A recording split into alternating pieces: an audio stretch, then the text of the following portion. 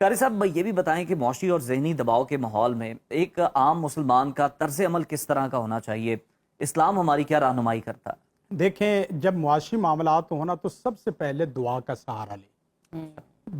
جس کو مانگنے کی عادت پڑ جائے اور دعا کی عادت پڑ جائے، دنیا کی کوئی نعمت اللہ تعالیٰ دعا کرنے والے سے چھپاتا نہیں ہے۔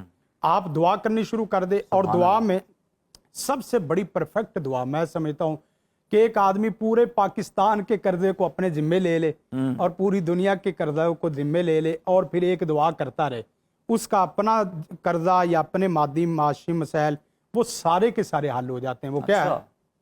اللہم مالک الملک تؤتی الملک من تشاء وتنزع الملک ممن تشاء وتعز من تشاء وتذل من تشاء بیدک الخیر انک علی کل شیء قدیر۔ یہ تو دعا قرآن کے ساتھ اتنی تو میچ کرتی ہے۔ آگے ایک لفظ ہے بہت اہم ہے، رحمان الدنیا والآخرہ ورحیمہما فتؤتیہما من تشاء۔ آپ یہ پوری دعا آپ یقین کریں، گوگل کریں، کوئی ایک لفظ جو میں نے پڑھا ہے آپ گوگل کرنے، میرا دعویٰ ہے زندگی کے معاشی جتنے مسائل ہیں ایک دعا سے سارے حل ہو جائیں گے۔ اللہ کیا بات ہے، بہت خوب۔ اور اس کے ساتھ ساتھ اگر دوسری بھی دعا پڑھ لیں تو اللہ تعالیٰ نے بہت اہم جملہ بیان فرمایا، ما یفعل اللہ بعذابکم ان شکرتم وآمنتم۔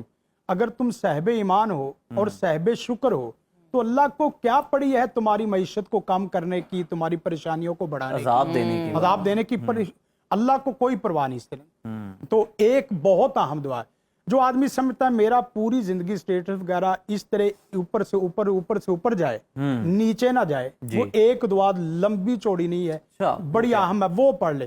اللہم اعنی علی ذکرک وشکرک وحسن عبادتک۔ شاکر آدمی کبھی نیچے جاتا ہوا میں نے نہیں دیکھا، اور نہ شکر آدمی کبھی اوپر جاتا ہوا نہیں دیکھا۔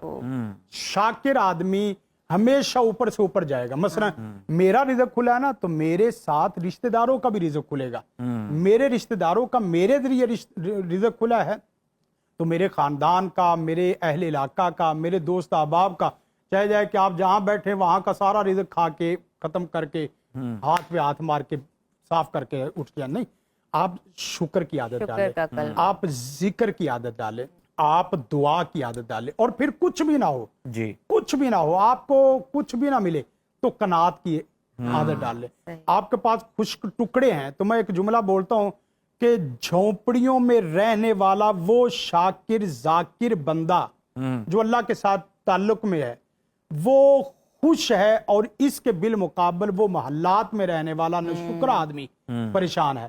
آپ نے کبھی دیکھا ہوگا بانٹنے والا جو تنخواہیں دینے والا ہے وہ 500 بندوں کو، ملازموں کو تنخواہ دے کے پریشان ہے، اور اس کا چھوٹا ملازم 20,000 پیسے لے کے، تنخواہ لے کے، وہ پتہ جملہ کیا کر رہا ہے؟ کوئی فون آتا ہے نا اس کو، کیا حال ہے بھائی؟ موجے ہیں، اللہ نے رحمت کی ہوئی، مزے ہے۔